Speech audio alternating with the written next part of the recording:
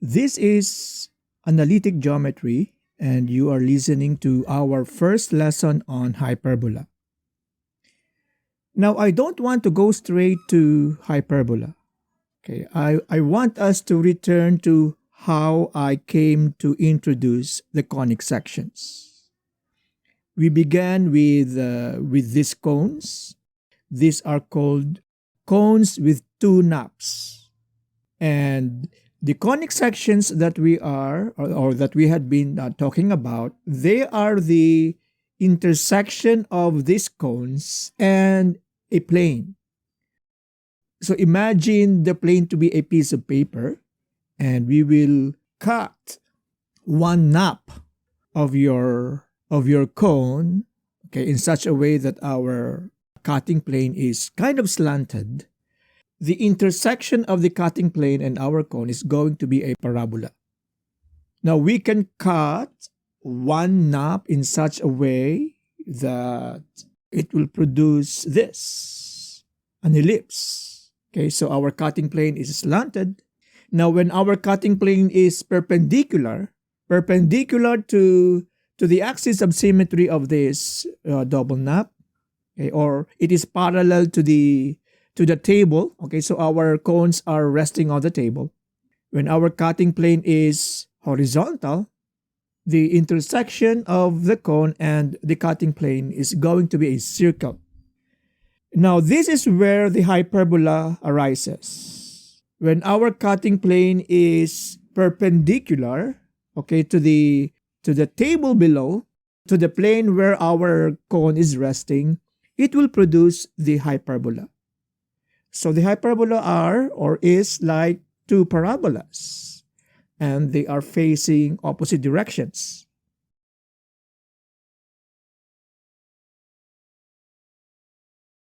A hyperbola is a set of points in a plane such that the difference between the distances of each point from two fixed points is a constant.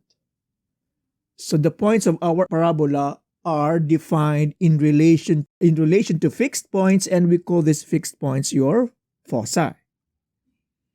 If P is a point in the hyperbola and F1 and F2 are our fixed points, then the absolute value of the difference between these two line segments, okay? PF1 is the line that connects point P to F1, and PF2 is the line that connects P to F2. The absolute value of their differences in length is equal to a constant D. So what that means is if we are to pick another point Q, okay, and we get this, the difference, the absolute value of the difference, QF1 minus QF2, is going to be also equal to D.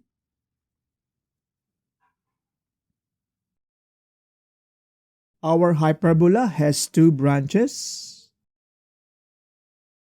It has a center HK, okay. It also has vertices. And the line segment that connects the two vertices, we call it the transverse axis. In the ellipse, we have the major axis and the minor axis. Here in hyperbola, what we have are the transverse axis. And the axis that is perpendicular to the transverse axis is conjugate axis. We call that the conjugate axis.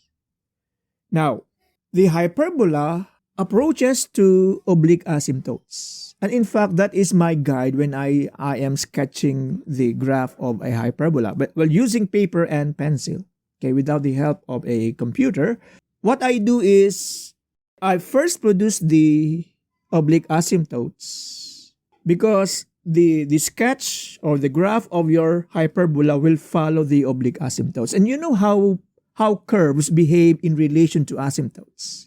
Okay?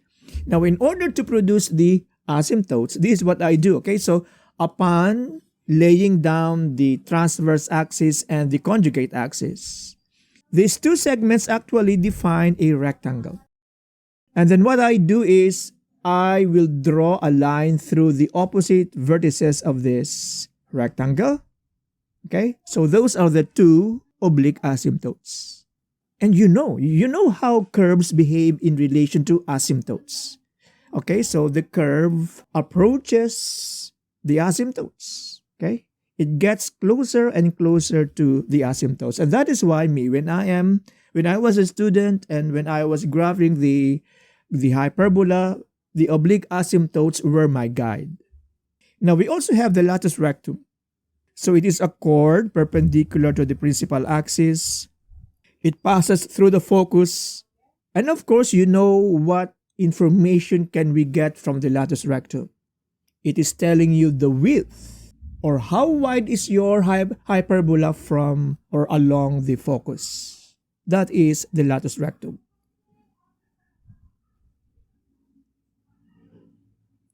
So this is the equation of a hyperbola with center HK and the transverse axis is horizontal. So when it is horizontal, transverse axis, that means the branches of our hyperbola, one faces to the left and the other faces to the right. Okay? C is greater than A and C squared is equal to A squared plus B squared. So we need C to locate the focus. Okay? And so this is how a hyperbola might look like if the transverse axis is horizontal. Now, when the transverse axis is vertical, this is our equation. Again, C is greater than A, and C squared is equal to A squared plus B squared. This is how our hyperbola might look like. So let us pay attention to the patterns here. Okay, when is the transverse axis horizontal and when is it vertical? So what clues about the equation will help us figure that out? Okay, look at this. So the operation between the terms is subtraction. Okay, it's subtraction. And for both equations, B squared appears after subtraction. Okay, so that is the denominator that would appear after subtraction. And when the term that appears after subtraction is your y, okay, when it is y, then your transverse axis is horizontal.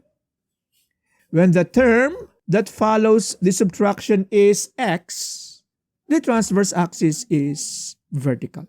Okay, so that is one pattern or one clue that will help us figure out how your hyperbola might look like. Okay, so we will not do the full distance of sketching the graph of a hyperbola. Okay, we just need a few information to help us visualize how the hyperbola might look. Okay, so how about this? What is the center?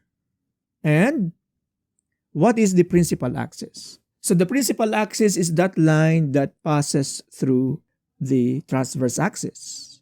So here, center is -2, 3. Okay. And then again, is the principal axis vertical or horizontal? Or is the transverse axis vertical or horizontal? Again, the pattern here is, since the term that follows subtraction is x, the principal axis or the transverse axis of this hyperbola is going to be vertical. And the equation of that line is going to be x is equal to -2.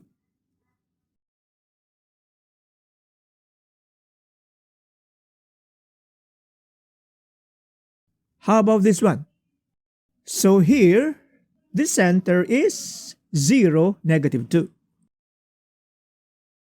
The term that appears after subtraction is y, which means the transverse axis is horizontal.